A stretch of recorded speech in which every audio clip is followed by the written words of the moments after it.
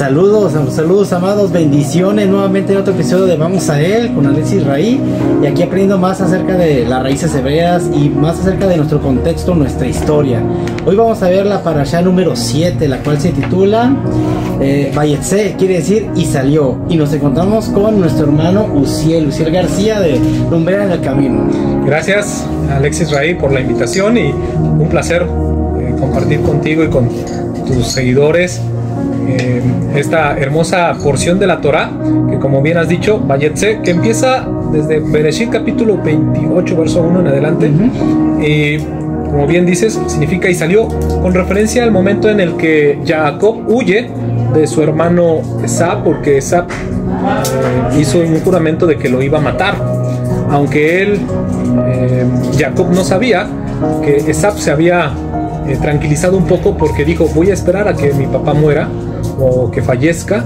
Ya que fallezca mi papá, entonces sí, ahora sí voy detrás de mi hermano Jacob. Pero Jacob no se enteró de eso, de ese pensamiento interno del corazón de Esab, así que simplemente huyó por salvar su vida. Cuando huye, hay un episodio muy interesante que es el sueño. ¿Te acuerdas que soñó de la escalera que ángeles subían y bajaban? Exactamente, ese es el sueño que hoy, bueno, que en esta semana se empieza a estudiar, y que es algo muy interesante porque era una escalera que estaba, la parte de arriba tocaba hasta los Shamaim, y la parte de abajo de la escalera estaba sostenida en tierra, y justamente los ángeles subían y bajaban. Ese hecho es algo muy interesante porque nos habla de la espiritualidad que justamente buscaba Jacob. Él siempre buscó y procuró la bendición, y sabemos que la bendición de la primogenitura consiste en una doble porción. Sí. Él recibió la bendición de la primogenitura, pero la doble porción, por supuesto, no solamente era doble en el cuestión material, en lo material, sino que también la doble porción tenía que ver con el legado espiritual. Lo podemos entender de la siguiente manera. La doble porción actualmente para Jacob, para todo Israel, es que podemos gozar del Olam Hasé y del Olam Abba. ¿Qué es Olam Hasé y qué es Olam Abba? Porque dirán, ¿y estas palabras qué andan? Sí. Olam Abba y Olam Hasé, el mundo presente y el mundo venidero, el mundo por venir. Exactamente. Entonces, tener la doble bendición o la doble porción es disfrutar de la vida presente y poder disfrutar también de la vida futura, o en el Olam Abba, en el mundo venidero. Eso es la doble porción, y es lo que procuró Jacob, y no procuró Esab. Él nada más quería lo presente, por eso lo vemos en el caso lo momentáneo. Por eso es que él cambió su primogenitura por ese plato, se entiende que de lentejas, o un guiso rojo, ¿sale? Un hecho que le cambió la vida, porque de hecho cuando dice que puso la piedra y todo, o sea, Jacob sería bendecido y eso no se negó, pero al momento de tener el cambio de primogenitura también tiene un cambio de vida totalmente, sí, con el hecho de Lea y Raquel. Exactamente. O Rachel, y entonces ahí es cuando se lamenta y él piensa: híjole, mi decisión fue la mejor. Los hechos, tiene consecuencias. Sí, las consecuencias de las acciones. Sí, exactamente. A lo que quería conectar justamente lo que te mencionaba es que esa escalera representa justamente eso. El hecho que las patas de la escalera estén sobre la tierra y la parte alta de la escalera esté sobre el cielo, nos habla justamente de esas dos cosas: el Olam presente, lo material, y lo espiritual, pero juntos. Saber disfrutarlos o saber administrarlos.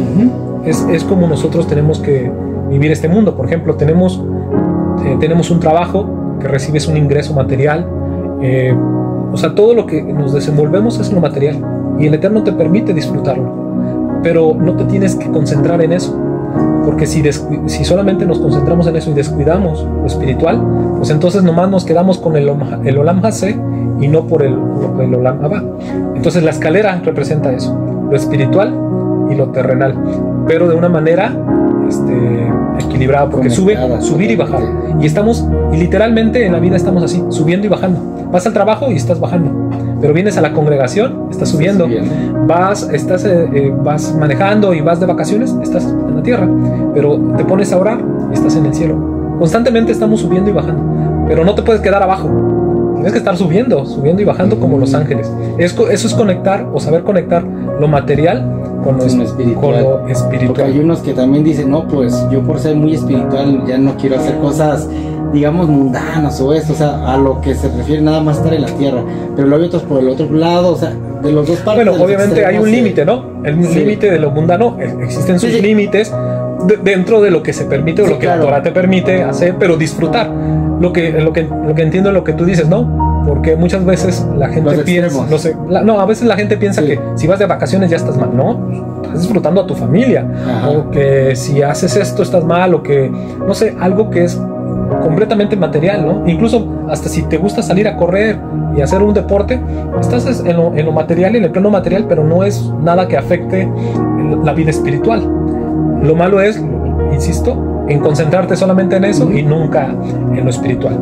Y de las consecuencias que mencionabas, que en efecto la decisión que él tomó de disfrazarse de su hermano, porque prácticamente se disfrazó de su hermano. Sí, hay un debate porque ellos dicen, no, es que lo engañó, le robó, lo usurpó, pero en realidad no, él estaba peleando por lo suyo, nada más. Fue el trato que hizo que pues vio la manera y pues... Es correcto, él nada más peleó por lo suyo. Sí. Obviamente él trató de engañar a su padre porque su padre no sabía ese trato.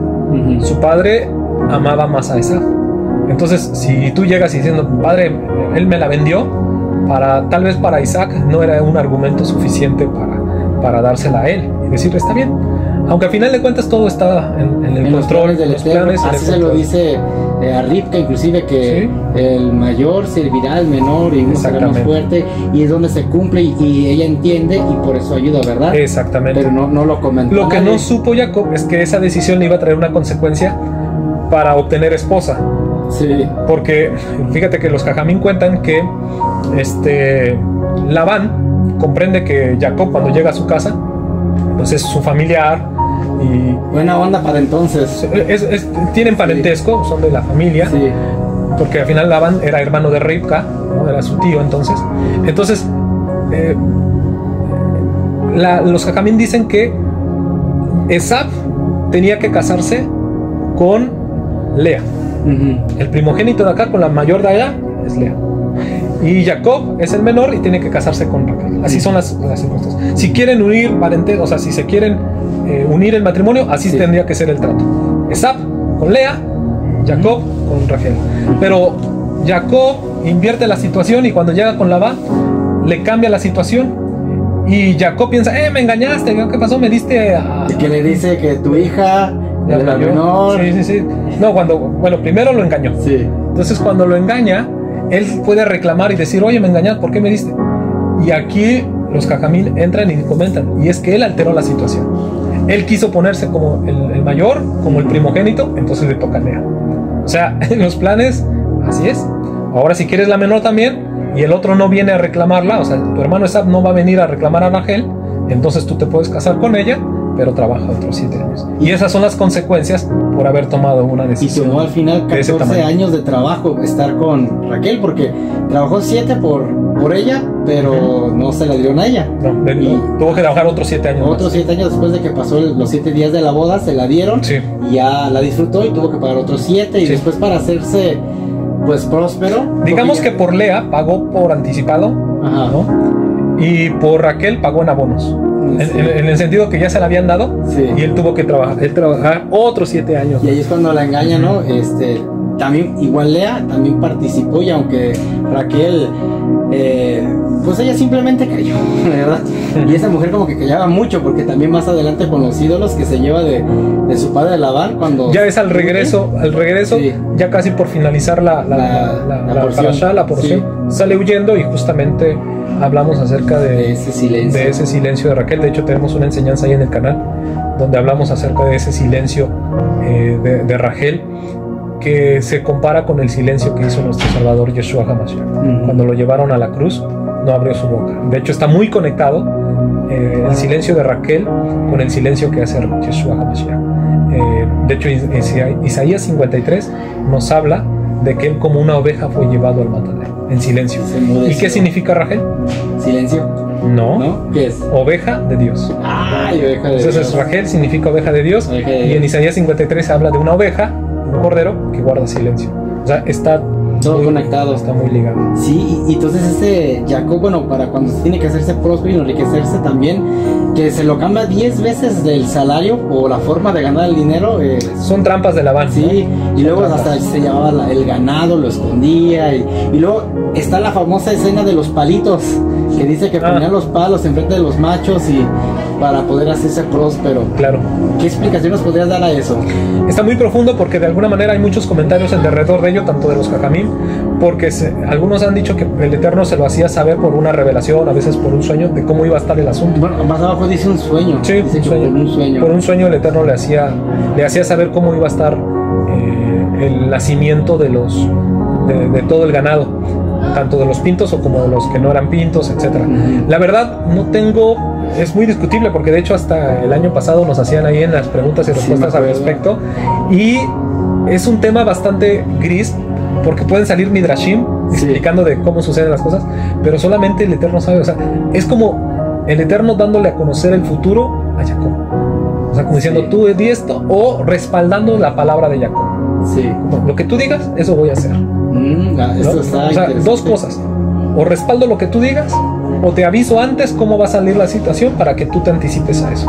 Pero me sostengo un poquito más por el respaldo de la palabra de Jacob. O sea, lo que decía Jacob, Adonai se lo respaldaba, porque estaba a favor de Jacob y no a favor de Labán.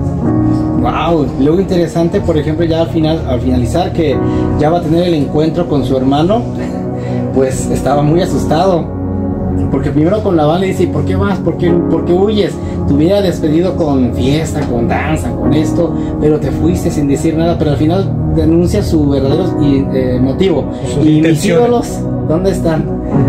No, en realidad pues no tenía ni la más mínima intención de despedirlo con honores ni nada. No, porque por eso se fue. Sí, así, por eso se fue. Porque fue un enemigo silente. Sí, y enemigo íntimo también. Entonces por eso es de que se tuvo que huir, y la intención, como dices, de Labán era recuperar sus ídolos. Y también recaemos en el silencio de Raquel. Raquel no dijo nada porque ella los tenía, pero no dijo nada, y también es discutible esa situación. ¿Por qué no dijo nada Raquel si Jacob había dicho que se muera el que los trae? Y ella, y ahí está otra conexión con nuestro Salvador Yeshua, porque guardó silencio. Raquel arriesgó su vida bajo esa pronunciación o ese decreto de Jacob, sabiendo de que ella iba a morir. O sea, Raquel, al escuchar a su esposo Jacob diciendo que se muera el que los tenga, ella sabía que esa maldición le iba a caer, o ese decreto o esa sentencia, y aún así guardó silencio. Pero en la enseñanza que compartimos el año pasado, si no me recuerdo, o hace 2, no me acuerdo, pero que hablamos acerca de que ella estuvo dispuesta a arriesgar su vida o poner su vida en lugar de la de su padre. Y vemos la actitud, por ejemplo, de Raquel, por ejemplo, con Lea. Aunque dice que Jacob amaba a Raquel, pero dice que a Lea pues no la quería, y ella le daba hijos y ella quería sentir ese amor, pero en realidad lo tenía Jacob por Raquel. La amaba más. Y ahí como que fue un conflicto difícil porque eran competencias ya. Sí. Porque además Raquel era estéril. Hasta donde vimos era estéril, y tú tienes que darle a sus hijos para que le dé 2 hijos. Sí, claro. ¿Sí me explico? Y entonces van a hacer el desenlace de una familia. O sea, comienza a ser una familia donde desenlazaríamos a nosotros al final de cuentas. Sí, sabemos que también eso el Eterno lo tenía en su control. Sí, claro. El hecho de que fueran dos esposas para Jacob, además de las siervas, que de ahí se juntan los 12 hijos de Jacob, y a la postre las 12 tribus de Israel que forman, y que de alguna manera nosotros provenimos de allí, porque sabemos que 10 tribus fueron, de hecho, ahorita que llegamos al Haftará, está dirigido justamente ese Haftará al momento de la separación entre Israel, la casa de Israel, y la casa de Judá. Entonces esa es la conexión con hay una conexión con la Haftará a lo que dice el profeta Oseas. Vamos a decir, el profeta Oseas, ¿qué capítulo es? Capítulo 12, verso 12. Sí, abarca como 2 capítulos, ¿verdad? Hasta el 14, 9, si no me recuerdo. Sí, y ahí en la Haftará, ¿qué nos puedes compartir para poder unir? Ya de una vez, y de una vez vamos a la Haftará. Oseas capítulo 12, verso 12 en adelante, nos habla justamente. Oseas es un libro maravilloso porque el profeta Oseas le habla justamente a una casa de Judá y una casa de Israel en el exilio. Israel en el exilio. cuando huye, y justamente es Jacob huyendo. Sí. Cuando Israel huye, fue de Esaú. Israel siempre le ha tocado huir de sus enemigos. Todas las diásporas, todos los exilios del pueblo de Israel es porque lo están persiguiendo. En el año 70, ya de nuestra era, ¿qué pasó? El Imperio Romano ataca a Jerusalén, destruye el templo, y de ahí empieza la diáspora. Y de hecho, nuestros hermanos judíos le conocen a ese exilio como el exilio de Edom. El exilio de... ¿Quién es Edom? Esaú. Esaú, exactamente. Y Edom dijimos que es rojo. Exactamente. Entonces, en el judaísmo se conoce como el exilio de Edom. Y es justamente todo lo que relata el profeta Oseas. En profecía, Israel ha escapado de Edom. Y eso es lo que estamos ahora viviendo actualmente. Y que el Eterno promete, ahorita justamente promete que él, así como Jacob se hizo pastor, ¿no? Porque eso fue el trabajo, se hizo pastor, un pastor, un siervo y pastor. Sí. Era un siervo porque era empleado o servidor de Labán. Y se hizo pastor porque ese era el oficio que desempeñaba. Sí, sí. ¿Para qué? Para conseguir una esposa. Y eso es justamente lo que hace nuestro Salvador Yeshua. Viene en condición de siervo y se hace pastor porque él es el buen pastor. Porque vino a quitar esa parte de la ley pero no la ley, aclarando, ¿verdad? Porque luego se puede malinterpretar, no la ley que se dice normalmente en el cristianismo, sino la ley específicamente de que la mujer divorciada, o sea, no podía volverse a casar con el primer marido. O sea, esa es la ley a que se refiere, ¿verdad? Claro, en efecto, él viene y se hace pastor para recuperar justamente a su esposa.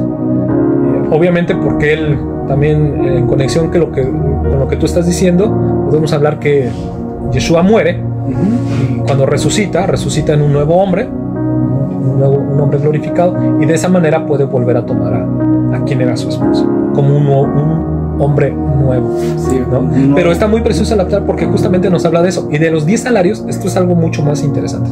Porque los 10 salarios que allá Labán le había truqueado a Jacob, en el judaísmo se habla de que Adonai, para revelarse o manifestarse, tiene que haber un tzitzum. No sé si te acuerdas que las energías contracciones que se van contrayendo, sí. Exacto. Hay un tzitzum. Un tzitzum es una contracción de Adonai. Una reducción. Una reducción. Es una reducción. Una reducción. Entonces, para que él se manifieste, tiene que haber una reducción, porque él no se puede manifestar en un lugar donde ese lugar no puede soportar esa gloria. Entonces, tiene que haber un tzitzum, una reducción.